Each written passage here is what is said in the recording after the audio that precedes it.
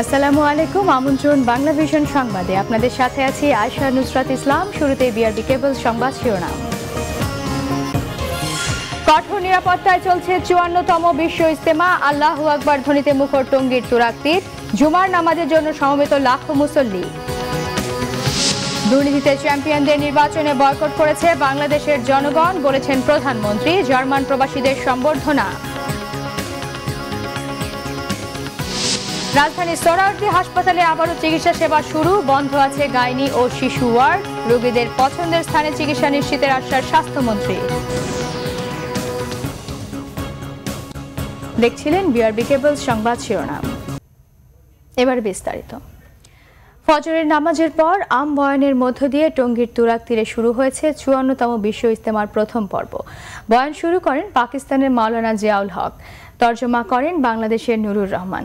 তাবলিগ জামাতের বিবাদমান দু গ্রুপের সম্মতিতে প্রথম পর্বে অংশ নিয়েছেন মাওলানা জুবায়েরের অনুসারীরা। কাল আখেরি মোনাজাতের পর প্রশাসনের কাছে তারা বুঝিয়ে দেবেন ইজতেমা মাঠ। রবিবার শুরু হবে দ্বিতীয় দফার বিশ্ব ইজতেমা। গাজীপুরের টঙ্গীর তুরাগ নদীর তীরে ফজরের নামাজের পর থেকে আম বয়ানের মধ্য দিয়ে শুরু হয়েছে তাবলিগ জামায়াতের ৪ দিনব্যাপী বিশ্ব ইজতেমার প্রথম পর্ব। বিশ্বের বিভিন্ন মুসলিম দেশের পাশাপাশি দেশের ৬৪ জেলার মুসল্লিরা এরই মধ্যে জড়ো হয়েছেন ইজতেমা ময়দানে। দেশের বৃহত্তম জুম্মার নামাজে অংশ নিতে ঢাকা, গাজীপুর সহ আশপাশের এলাকার মুসল্লিরাও যোগ দিয়েছেন। মুসল্লিদের পদচারণায় ইজতেমা ময়দান ও তার আশপাশ এখন মুখরিত। ময়দানের ভেতরে চলছে বয়ান, জিকির, তালিম। তবে ইজতেমার তারিখ পরিবর্তন ও ভিসা জটিলতায় বিদেশি অনেক মেহমান এবারের ইজতেমায় যোগ দিতে পারেনি বলে জানিয়েছেন ইজতেমার শীর্ষ মুরব্বীরা। এদিকে বার্ধক্য ও স্বাস্থ্য জটিলতায় এ পর্যন্ত ৪ জনের মৃত্যু হয়েছে বলেও জানান তারা। এরা হলেন ব্রাহ্মণবাড়িয়ার আব্দুল জাব্বার, মোহাম্মদ আলী, কুষ্টিয়ার মোহাম্মদ সিরাজুল ইসলাম, ফেনীর মোহাম্মদ শফিকুর রহমান। ইজতেমাকে সফল করার লক্ষ্যে যে কথাবার্তা, যে সিদ্ধান্ত আমরা গ্রহণ করছি, প্রত্যেকটা সিদ্ধান্তই দুই গ্রুপের ইজতেমার মুরব্বীদের দ্বারাই, ওনাদের মুখ দিয়েই সিদ্ধান্ত নিছি। আমরা কোনো সিদ্ধান্ত দেই নাই। আমরা শুধু চাইছি যে নিরাপদ, আপনারা এক জায়গা হবেন, এক জায়গা হলে যে সমস্ত শঙ্কা আছে, ভয়ভীতি আছে, এইটা দূর করার দায়িত্ব আমাদের। আল্লাহ রাস্তায় বাইরে হয়ে ইমান আমলকে সই করতে পারি, এই নিয়ে আমরা আসছি। মানুষদেরকে দিনের রাস্তায় পাঠানোর চেষ্টা করব এবং আমরাও দিনের রাস্তায় যাওয়ার চেষ্টা করব। এদিকে ইজতেমা ময়দানের সার্বিক নিরাপত্তায় নেওয়া হয়েছে সর্বোচ্চ ব্যবস্থা। আজকে জুম্মার দিন, জুম্মা উপলক্ষে মাঠ পূর্ণ হয়ে আশপাশ দিয়ে এটা উপচে পড়বে জনগণের, এবং এই সংক্রান্তে আমাদের যে নিরাপত্তা ব্যবস্থা এবং ট্রাফিক ব্যবস্থা সেটা পর্যাপ্তভাবে নেওয়া হয়েছে। রবিবার ভোরে শুরু হবে দ্বিতীয় দফার ইজতেমা। এতে অংশ নেবেন মাওলানা সাদপন্থীরা। 18 ফেব্রুয়ারি আখেরি মোনাজাতের মধ্য দিয়ে শেষ হবে এবারের ৪৫তম দু দফার ইজতেমা। Bangla Vision news desk. দর্শক, ইজতেমা ময়দানের কাছে আছেন আমাদের রিপোর্টার আরিফুল হক। সরাসরি যাচ্ছি তার কাছে। আরিফ, জুমার নামাজ শেষে ইজতেমা ময়দানের এখনকার পরিস্থিতি কেমন দেখছেন? বয়ানে কোনো বিষয়ের উপর বেশি গুরুত্ব দেওয়া হয়েছে বলে মুসল্লিরা জানিয়েছেন কি? নুসরাত, কিছুক্ষণ আগে যে জুম্মার নামাজ, ইজতেমা ৫৪তম বিশ্ব ইজতেমার যে জুম্মার নামাজ, সেটি শেষ হলো। আপনি আমার পেছনে হয়তো দেখতে পাচ্ছেন যে প্রচুর মানুষ এই জুম্মার নামাজে অংশ নিয়েছিল। নামাজ শেষ হওয়ার পর তারা এখন ইজতেমা স্থল ত্যাগ করছেন। প্রচুর মানুষ, যেটা অন্যান্য বারের মতো এবার যদিও অন্যবারের তুলনায় যদিও একটু দ্বিধাবিভক্ত ছিল, মাওলানা সাদপন্থী, মাওলানা জুবায়েরপন্থী, অনেক দেখা যাচ্ছে যে তাবলিগ জামাত নিয়ে মানুষের ভেতরে যে অগাধ আস্থাটা ছিল, সেটা অনেকটা আশঙ্কা করা হয়েছিল যে এই বিভ্রান্তির কারণে, এই বিভেদের কারণে হয়তো মানুষের উপস্থিতি কম হবে, কিন্তু আসলে সেরকম কিছু না। এখানে আমরা প্রচুর মানুষের উপস্থিতি দেখেছি। সকালে ফজর নামাজের পরে আম বয়ানের মধ্য দিয়ে যে ইজতেমা শুরু হয়, এখন নামাজের কারণে সেই বয়ান বন্ধ ছিল, এখন আবার বয়ান চলছে। তো এখানে আমরা চারপাশ ঘুরে দেখেছি, আইন শৃঙ্খলা পরিস্থিতি বেশ স্বাভাবিক। তবে একটা খারাপ ঘটনা ঘটেছে সেটা হচ্ছে এখানে একটি গ্যাস সিলিন্ডার বিস্ফোরণ হয়েছে। অন্তত আমরা খবর পেয়েছি ভেতরে অন্তত 20 জন মুসল্লি আহত হয়েছে। তাদের এখানে অনেক সংস্থার চিকিৎসা সেবা কেন্দ্র আছে, সেখানে তাদেরকে চিকিৎসা দেওয়া হয়েছে। এছাড়া বড় ধরনের কোনো দুর্ঘটনা ঘটেনি। পুলিশ, র্যাবের পাশাপাশি অন্যান্য আইনশৃঙ্খলা বাহিনীর সদস্যরা প্রস্তুত অবস্থায় আছেন কোনো ধরনের বিশৃঙ্খলা যেন না হয়। এখন পর্যন্ত সেরকম কোনো খবরও পাওয়া যায়নি। বয়ানে মুরব্বীরা যে বিষয়গুলোর উপরে গুরুত্ব দিয়েছেন সেগুলো হচ্ছে যে মুসলিম উম্মার সম্প্রীতি, সেটার উপরে তারা সবচেয়ে গুরুত্ব দিয়েছেন। এছাড়া ঈমান আমলের ওপরে গুরুত্বপূর্ণ বয়ান দিয়েছেন। মুসল্লিরা শুনছেন, কিছুক্ষণ আগে নামাজ পড়লেন, এখন আবার বয়ান শুনবেন। এভাবে বয়ানের মাধ্যমে এখান থেকে তারা যে জ্ঞান লাভ করবেন, ইজতেমা শেষে তাদের ফিরে গিয়ে সেই জ্ঞানগুলো, সেই শিক্ষাগুলো তারা সবার মাঝে প্রচার করবেন বলে আমাদেরকে জানিয়েছেন। ধন্যবাদ আরিফ, সাথেই থাকুন। দর্শক, আমাদের রিপোর্টার আরিফ জানাচ্ছিলেন ইজতেমা প্রাঙ্গণের কাছাকাছি জায়গা থেকে এবং জানাচ্ছিলেন যে বয়ানে সবচেয়ে বেশি গুরুত্ব দেওয়া হয়েছে মুসলিম উম্মার সম্প্রীতির উপরে। চলে যাচ্ছি পরের সংবাদে। প্রধানমন্ত্রী শেখ হাসিনা বলেছেন, জনগণ উন্নয়নের পক্ষে রায় দিয়েছে, আর যারা দেশকে দুর্নীতিতে চ্যাম্পিয়ন বানায় তাদের বর্জন করেছে। জার্মানি সফরের প্রথম দিনে প্রবাসী বাংলাদেশিদের দেয়া এক সম্বর্ধনায় তিনি একথা বলেন। জার্মানির মিউনিক থেকে আরও জানাচ্ছেন ইউরোপ প্রতিনিধি ফয়সাল আহমেদ দীপ। প্রধানমন্ত্রী শেখ হাসিনা মিউনিক সিকিউরিটি কনফারেন্সে যোগ দিতে বৃহস্পতিবার দুপুর 1:15 মিউনিক বিমানবন্দরে পৌঁছান। পরে একই দিনে সন্ধ্যা 6টায় স্থানীয় প্রবাসীদের দেয়া এক সম্বর্ধনা সভায় যোগ দেন। এ সময় তিনি বলেন, বাংলাদেশের স্বাধীনতা সংগ্রাম, মুক্তিযুদ্ধ আন্দোলন সব ক্ষেত্রেই প্রবাসীদের ভূমিকা অনস্বীকার্য। আগরতলা ষড়যন্ত্র মামলা জাতির পিতার প্রতি দেওয়া হয়েছিল, সেই তখন থেকেই আমাদের স্বাধীনতা সংগ্রাম, মহান মুক্তিযুদ্ধ এবং প্রতিটি আন্দোলন সংগ্রামী প্রবাসীদের আমরা কাছে পেয়েছি। একাদশ জাতীয় সংসদ নির্বাচন প্রসঙ্গে প্রধানমন্ত্রী বলেন, আমরা যাচাই বাছাই করে আমাদের প্রার্থী দিয়েছি। অপরদিকে বিএনপি একই আসনে 4-5 জন করে প্রার্থী দিয়ে মনোনয়ন বাণিজ্য করেছে। এমনকি জামায়াতকে দানের শেষ প্রতীক দিয়ে জনগণের সাথে প্রতারণা করেছে। তাই জনগণ ভোটের মাধ্যমে এর জবাব দিয়েছে। একজন করে প্রার্থী দিই, এটা হচ্ছে স্বাভাবিক নিয়ম। আর বিএনপি কি করেছে, এই 300 আসনে প্রতিটি আসনে কমপক্ষে 3 জন এবং তার থেকে আরো বেশি, অর্থাৎ 300 আসনের জন্য প্রায় 693 জন তারা মনোনয়ন দিয়েছে। আর এই মনোনয়ন দেওয়ার পর যেটা হয়েছে, যে সেখানে আপনারা নিজেরাই দেখেছেন যে বিএনপির নেতারা যে বিএনপির অফিস ভাঙচুর করছে, কারণ এই মনোনয়নটাকে খুব একটা বাণিজ্য হয়ে গেছে। জার্মান দূতাবাসের রাষ্ট্রদূত কাজী ইমতিয়াজ হোসেনের পরিচালনায় বক্তব্য রাখেন পররাষ্ট্রমন্ত্রী আব্দুল মোমেন, সর্ব ইউরোপীয় আওয়ামী লীগের সভাপতি শ্রী অনিল দাশগুপ্ত, যুক্তরাজ্য আওয়ামী লীগের সভাপতি সুলতান শরীফ।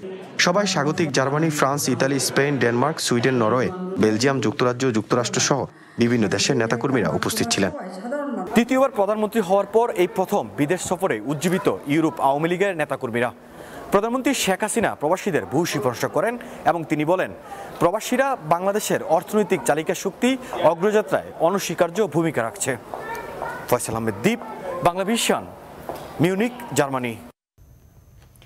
রাজধানীর সোহরাওয়ার্দী হাসপাতালে আবারও শুরু হয়েছে চিকিৎসা সেবা, তবে বন্ধ আছে গাইনি ও শিশু ওয়ার্ড। আগুন লাগার পর যারা হাসপাতাল ছেড়েছেন তাদের কেউ কেউ ফিরেছেন। স্বাস্থ্যমন্ত্রী জানিয়েছেন, রোগীরা যেখানে চিকিৎসা নিতে চাইবেন সেখানেই ব্যবস্থা করা হবে। দুর্ঘটনায় কোনো রোগী আহত বা মারা যায়নি বলেও জানান স্বাস্থ্যমন্ত্রী। বৃহস্পতিবার সন্ধ্যায় সোহরাওয়ার্দী হাসপাতালের নতুন ভবনে শিশু ও গাইনি ওয়ার্ডে আগুন লাগে। চিকিৎসা সেবা বন্ধের পাশাপাশি দ্রুত সময়ের মধ্যে রোগীদের বিভিন্ন হাসপাতালে সরিয়ে নেওয়া হয়। তবে শুক্রবার সকাল থেকেই আবার চালু হয়েছে হাসপাতালের চিকিৎসা সেবা। নতুন রোগীরা যেমন আসছেন, তেমনি হাসপাতাল ছাড়ছেন কেউ কেউ। বলছে চিকিৎসা চলবে, আপনারা আসেন, তাই আমি চলে যেতেছি। বিকেলে না হলে সকালে আমি আবার আসবো। ঢাকা মেডিকেলে আছে, এখন ওখানে ওর চিকিৎসা চলছে, তবে এখানে পরিবেশ ভালো হলে আবার এখানে চলে আসবো। আমি আসছি, দেখছি, আমি যাচ্ছি না, আমি আসছি, দিদি মনে হয় বেটার থাকবো, নাহলে আমি চলে যাবো। এদিকে এক ব্রিফিংয়ে স্বাস্থ্যমন্ত্রী জানিয়েছেন, রোগীদের সেবা নিশ্চিতে হাসপাতালের বেশিরভাগ ওয়ার্ড চালু করা হয়েছে। আমাদের হাসপাতাল গত রাত্রে থেকেই আবারও চালু করে দেওয়া হয়েছে এবং আমাদের সকল ওখানে প্রায় 16টা ওয়ার্ড আছে, তার মধ্যে 2টি ওয়ার্ড বাদে সবগুলো ওয়ার্ড আবার চালু করে দেওয়া হয়েছে এবং রোগীর চিকিৎসা এখন চলমান আছে। যে সমস্ত জায়গা বা ওয়ার্ড বা রুম যেগুলো ক্ষতিগ্রস্ত হয়েছে ওগুলো বাদে ওগুলোকে আমরা দ্রুততার সাথে ওগুলো মেরামত করব এবং আমরা দেখব যে কি ক্ষয়ক্ষতি হয়েছে। স্বাস্থ্যমন্ত্রী জানান, রোগীদের হাসপাতালে ফিরিয়ে আনার বিষয়টি নির্ভর করছে তাদের বর্তমান অবস্থা ও ইচ্ছার উপর। অন্য হাসপাতালে থাকলেও তাদের চিকিৎসা নিশ্চিত করা হবে বলেও জানান তিনি।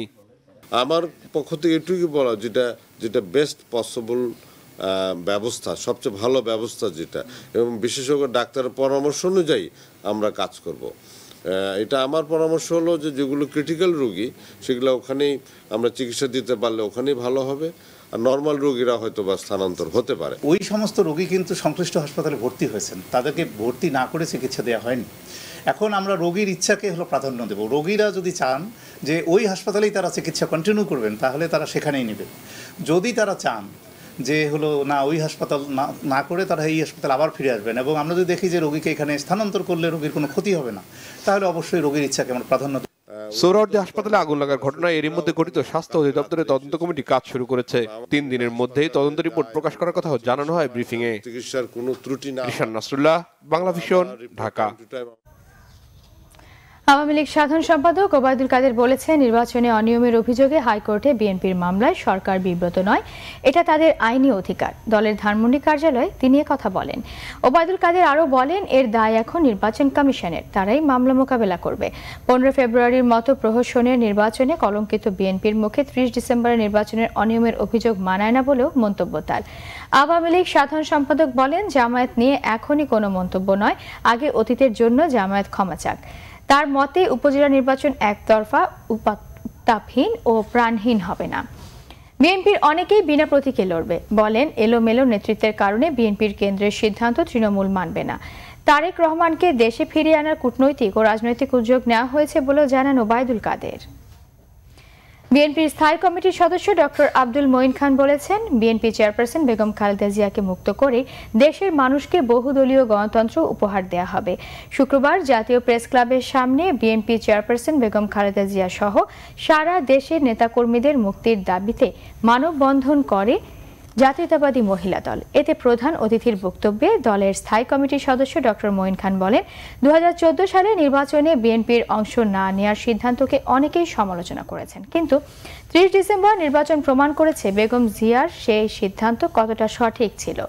আওয়ামী লীগ জানিয়ে জনগণের ভোটে তারা কোনো দিনই ক্ষমতায় যেতে পারবেন না, তাই তারা দেশনেত্রীকে মিথ্যা মামলায় কারারুদ্ধ করে অলিখিত বাকশাল কায়েম করছে। ক্ষমতা, স্বাধীনতা আর গণতন্ত্র এক কথা নয়। নিচ্ছি সিবিসি টাইল সংবাদ বিরতি, সাথেই থাকুন, ফিরে এসে থাকছে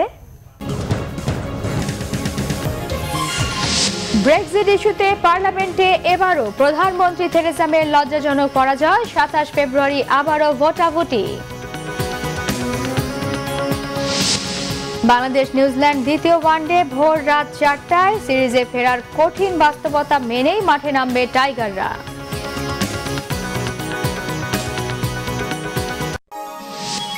আপনারা দেখছেন বাংলা ভিশন সংবাদ। স্বাগত আরেকবার বাংলা ভিশন সংবাদে।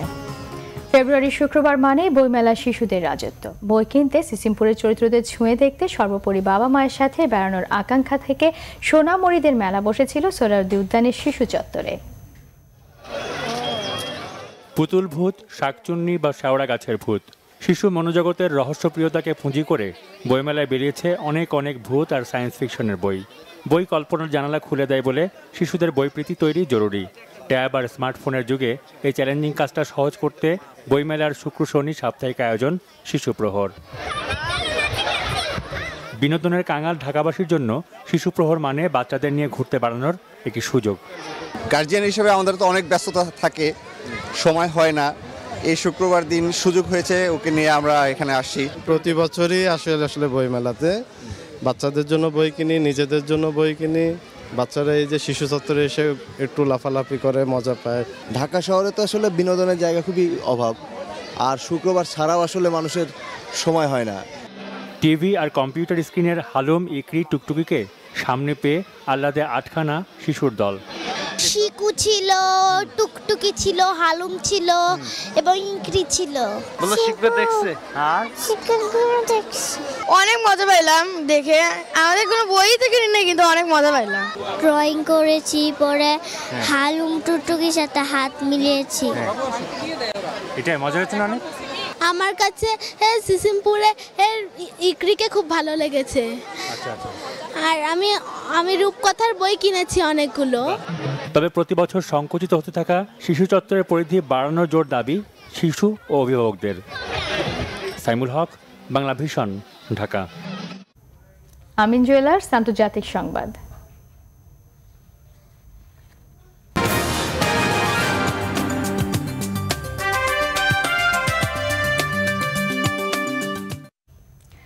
ইউরোপীয় ইউনিয়ন থেকে যুক্তরাজ্যের প্রস্থান বা ব্রেক্সিট বাস্তবায়ন প্রশ্নে পার্লামেন্টের ভোটাভুটিতে লজ্জাজনকভাবে হারলেন ব্রিটিশ প্রধানমন্ত্রী থেরেসা মে।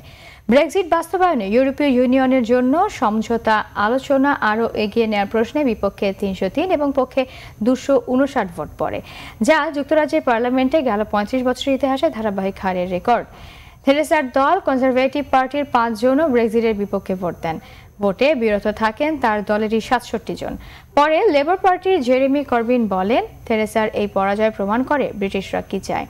পার্লামেন্টের এই সিদ্ধান্তের প্রতি সম্মান রেখে প্রধানমন্ত্রীকে বিকল্প প্রস্তাব নিয়ে এগোনোর পরামর্শ দিয়েছেন তিনি। আগামী 29 মার্চ থেকে ব্রেক্সিট কার্যকর হবে, তবে এর ভেতরে ইউরোপীয় জোটের সাথে সুনির্দিষ্ট সমঝোতা না হলে বাণিজ্যিক সুযোগ সুবিধা থেকে বঞ্চিত হবে যুক্তরাজ্য। কঠোর নিরাপত্তায় চলছে 54তম বিশ্ব ইজতেমা। আল্লাহু আকবার ধ্বনিতে মুখর টঙ্গীর তুরাগ তীর। জুমার নামাজের জন্য সমবেত লাখো মুসল্লি। দুর্নীতিতে চ্যাম্পিয়নদের নির্বাচনে বয়কট করেছে বাংলাদেশের জনগণ, বলেছেন প্রধানমন্ত্রী। জার্মান প্রবাসীদের সম্বর্ধনা।